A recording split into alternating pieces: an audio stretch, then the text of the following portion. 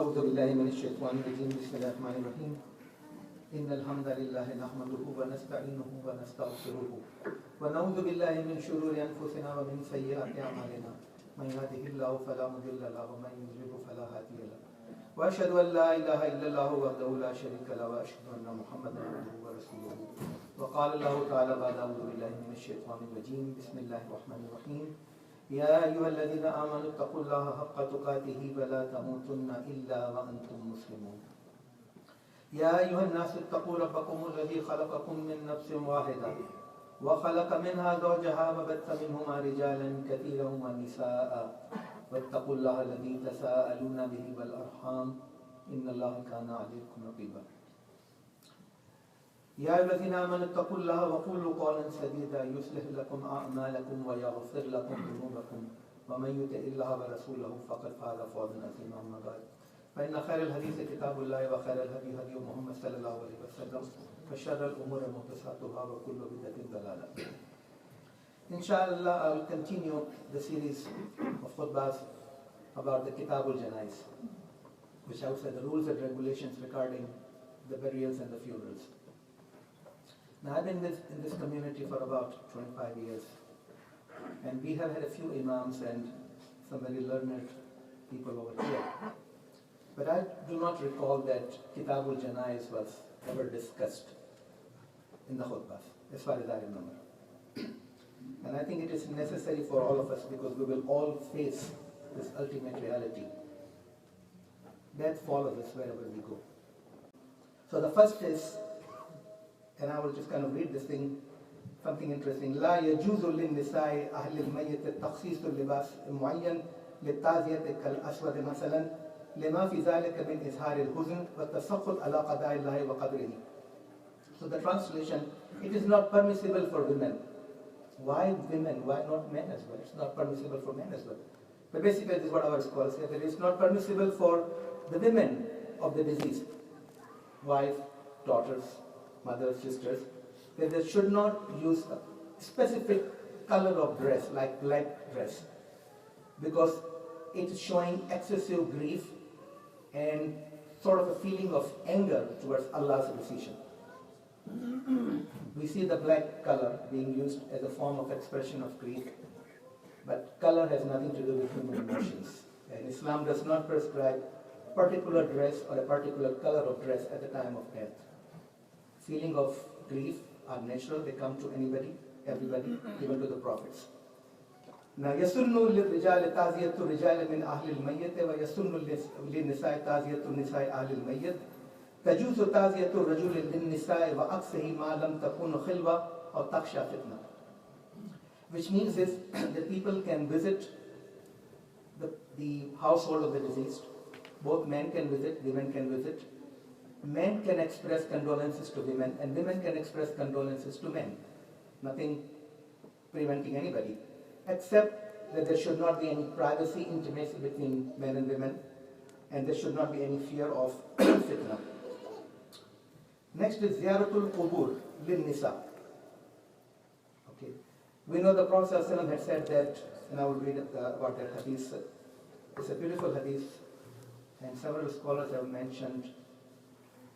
The words are quite touching.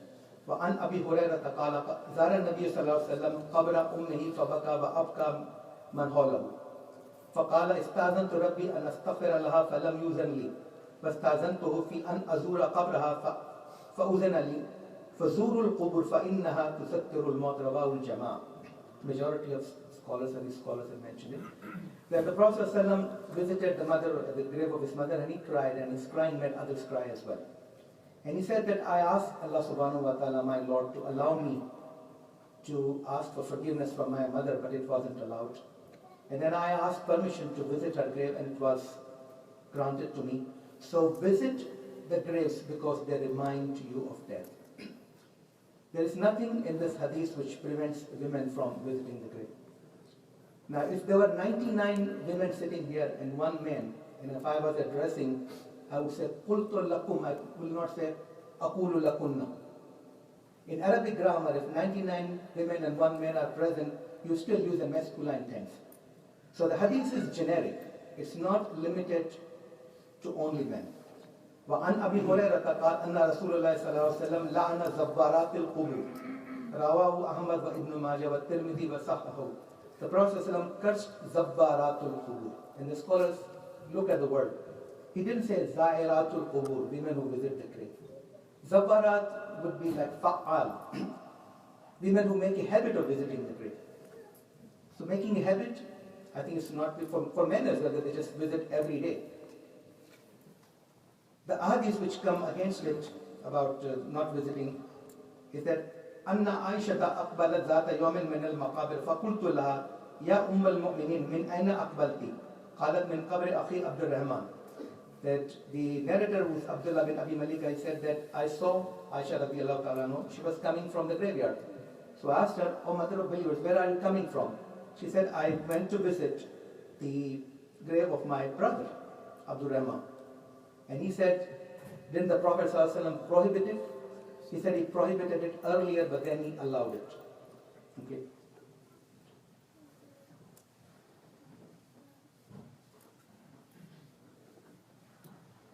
He says, أليس كان نهى رسول الله صلى الله عليه وسلم عن زيارة القبور؟ قالت نعم كان نهى عن زيارة القبور ثم أمر بزيارتها. Now, what days should one visit the graves? And this is from Umdatul Saleem, Shafi'i Madhab. ويندب للرجال زيارة القبور أي قبور المسلمين أما زيارة قبور الكفار فمباحة. I'm just reading word by word. Translation: it is recommended for men to visit graves of Muslims. As for visiting graves of non-Muslims, it is merely permissible. It is not haram. Let me just tell you something which oftentimes confuses people, and we oftentimes throw around this word haram. Haram is something which is declared haram by Allah subhanahu wa ta'ala. Haram is something which the Prophet ﷺ declared haram through Sahih Ahadith. When it comes to other issues which are not dealt with directly by the Quran and the Hadith, the scholars of Islam look at what we can call circumstantial evidence, analogical reasoning, ijtihad, istihsan. If there is ijma of ulama, I personally go with that. If there is ijtihad of one madhab, but there is a difference of opinion, then I think we as educated people should do our due diligence, choose one opinion for ourselves and not criticize others. That's my practice. Now, he says, وَيَتَأَكَّدُ ذَلِكَ يَوْمُ الْجُمْعَةِ. The emphasis is that we should visit the graves on the day of Jummah, Shafi'i Madhab. And he gives the example, he gives the explanation. He says, فَإِذَا روح الميت لها ارتباط في قبره ولا تفارقه أبدا لكنها أشد ارتباطا به من أسر يوم الخميس إلى شمس السبت ولذلك اعتاد الناس الزيارة يوم الجمعة وفي أسر الخميس. He's saying something which I mentioned before as well. There's this, you can call it dichotomy or something, that human beings have a body which goes into the dust, but then we have the ruh. Kulli ruh min amrillah, it's from Allah's amr. The ruh dissociates from the body at the time of death, but then it is also returned to the body. And the body is questioned in the grave. According to this scholar, that the ruh is not completely dissociated from the body. It retains some sort of connection with it, and that connection is stronger from Thursday night after the Asr until Saturday morning. And people have made a habit of visiting the graves on Fridays. It's Shafi'i Madhab, you can take it. And the other thing is, should one recite the Quran when you visit the graveyard or not? There are some scholars who prohibit it.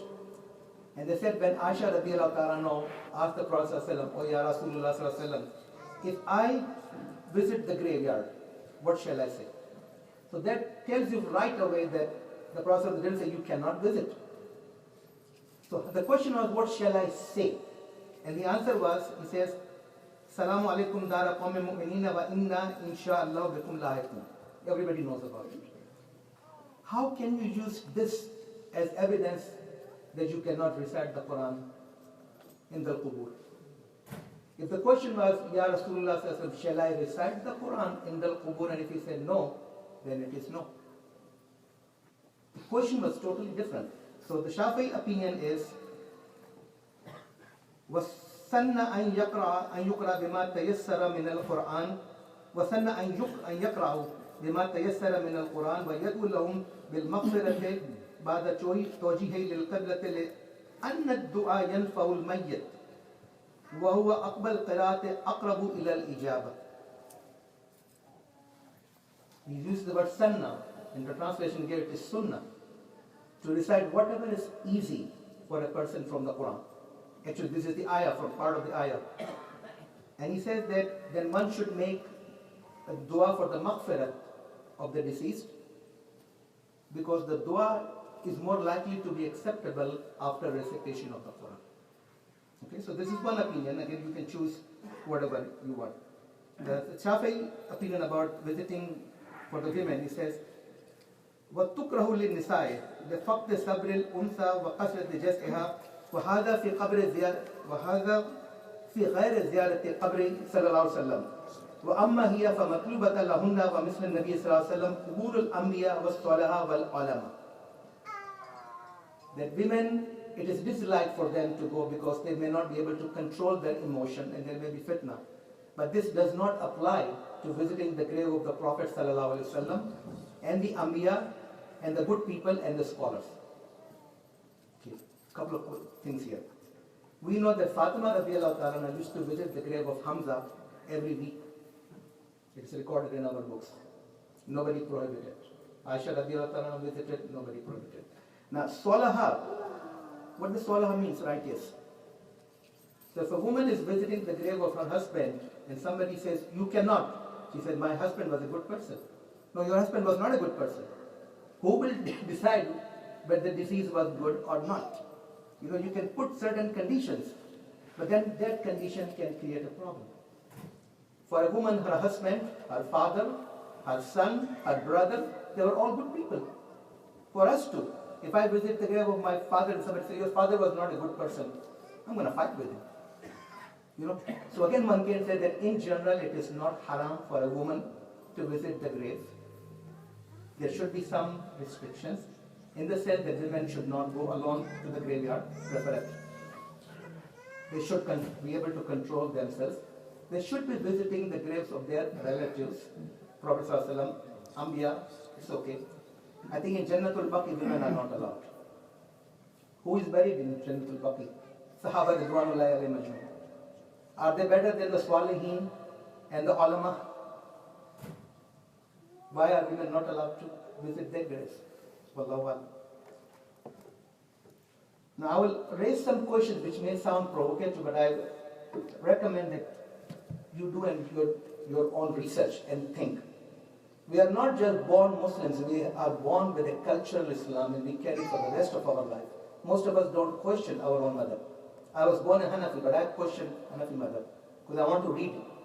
And then I choose one opinion for myself. That's all. Now, recitation of Quran in the Qabr, again, Shafi'i Fatwa.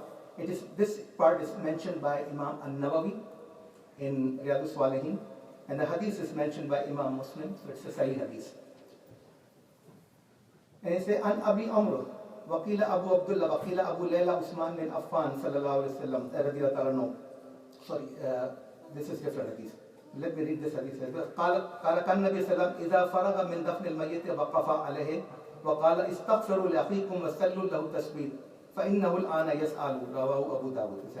That the Prophet ﷺ, after burying a person, will stay there for a while and he will ask that make istighfar, ask forgiveness for your brother, and ask that he remains steadfast because he is now being interrogated in the qabr.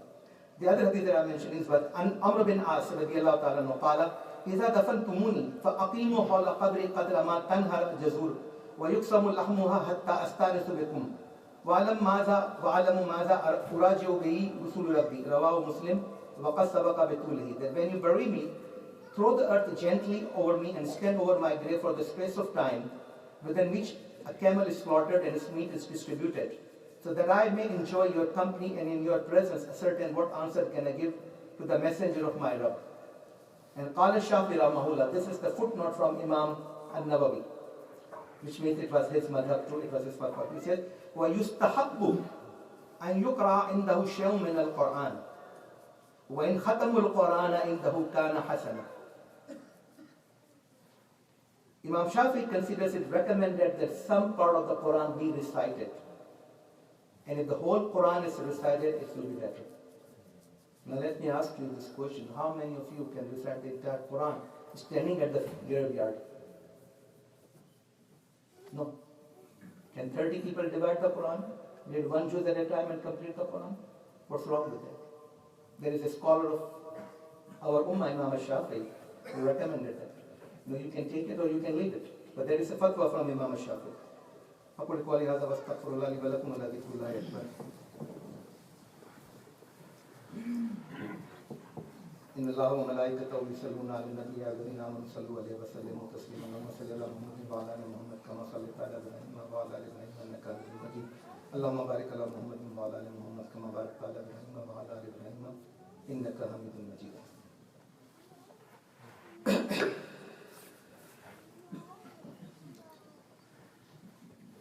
Next thing is, can a person who has already been buried, taken out of the grave, exhumation, can the body of a person be transferred from one town to another before burial? Can a body after burial be transferred from one town or one country to another? Different opinions of scholars. There is nothing in the Quran about it, and there is no Sahih Hadith which prohibits it. But let's look at some of these things. Okay. So, في نقل الميت من بلد إلى بلد قبل دفنه. So transferring or transporting a body from one town to another before burial. قال صاحب الهاوي قال الشافعي رحمه الله تعالى لا أحبه. I don't like it. He didn't say it is haram. إلا أن يكون بقرب مكة أو المدينة أو بيت المقدس فيختار أن ينقل إليها لفضل الدفن فيها. Imam Shafi'i didn't like it, but he allowed it if the person had died and he wanted to be buried or it was close to Makkah, Medina or Baitul Maqdis. Now, why would scholars not allow it at that time? And you can understand that transportation was not easily available. The body can decompose. How much time it will take for a body to go from Makkah or Medina to Baitul Maqdis? I think you can probably transfer a body from here to Pakistan or Saudi Arabia in a shorter period of time while preserving the body. Many of our scholars gave fatwa about matters which were not directly dealt with in Quran and Sunnah in the light of the knowledge at that time, whatever amenities they had at that time. So our scholars need to pay more attention to some issues in the light of what we have now, rather than just rely upon the fatwa of earlier scholars. They were not wrong. هل يخرج الميت من القبر واللحد للعلة? Can a dead body be taken out, which means exhumation? And the hadith comes and you can take it. The Prophet ﷺ came to the grave of Abdullah bin Ubay after his body was buried. The body was brought out, and then the Prophet ﷺ put his saliva over the body and clothed it in his shirt. Because Abdullah bin Ubay, although he was a munafiq, his son Abdullah bin Abdullah was a Muslim Sadiq. He requested the Prophet ﷺ and he granted it. So this is one thing. Now, how if a person's body is already been buried? Can it be taken out just to be buried somewhere else? Okay. So Jabir radiallahu ta'ala mentions that his father was probably the first shaheed in the battle of Badr, Abdullah radiallahu ta'ala, and he was buried in the same grave with another person, because in those days they used to bury together. So Jafar says that about his father, فَكَانَ أَوَّلَ قُتِيلْ وَدُفِنَ مَعَهُ آخَرْ فِي الْقَبْرِ ثُمَّ لَمْ تَتِبْ نَفْسِي. My father was the first one to be killed in the battle of Badr, and he was buried with another person, but I didn't like it. ثُمَّ لَمْ تَتِبْ نَفْسِي أَنْ أَتْرَكُوا مَا الْآخَرْ فَأَسْتَخْرَجْتُهُ بَعْدَ سِتَّةِ أَشْهُرٍ. I took the body out after 6 months. فَإِذَا هُوَ كَيَوْمٍ وَدَاتُهُ هَنْيَةٍ غَيْرَ أُذْنِهِ. That his body looked like fresh, except his ear. Slight chain near his ear. Nobody said that you cannot do this. Now I will give you some opinions from Hanafi scholars. I'm Hanafi. He said it is okay to dig a grave after burial because of an uzr shara'i, if there is a shara'i reason for it. And it is also permissible to transfer a body after taking it out of the qabr to another place. They give the reasons for it. For example, if you are buried, people are burying, and somebody's purse fell in it, and you remembered afterwards. You say, I lost my purse. My credit card, my ID card are all in it. It's okay to do that. Then you can open it. If a person was buried on a piece of land which belonged to somebody without his knowledge, and he says, no, I cannot allow it, the body can be taken out and taken somewhere else. If there is flood in that area, and there is a danger that the cover will open up and the dead bodies will be flowing away, then in that case it is allowed. Mullah Ali Qari, Hanafi scholar, gives the hadith of Jabir bin Abdullah that he was taken out after 6 months from the Badr area, taken to Baqi and buried over there after 6 months. And Abdul Rahman bin Abdullah bin Sasa mentioned that Umar bin Jammu and Abdullah bin Amro Ansari, radiyallahu ta'ala anhuma, they were both martyred in Uhud and they were buried in the same qabr. After 46 years, there was flood in that area, so their bodies were taken out and buried somewhere else. Okay, and their bodies were still fresh.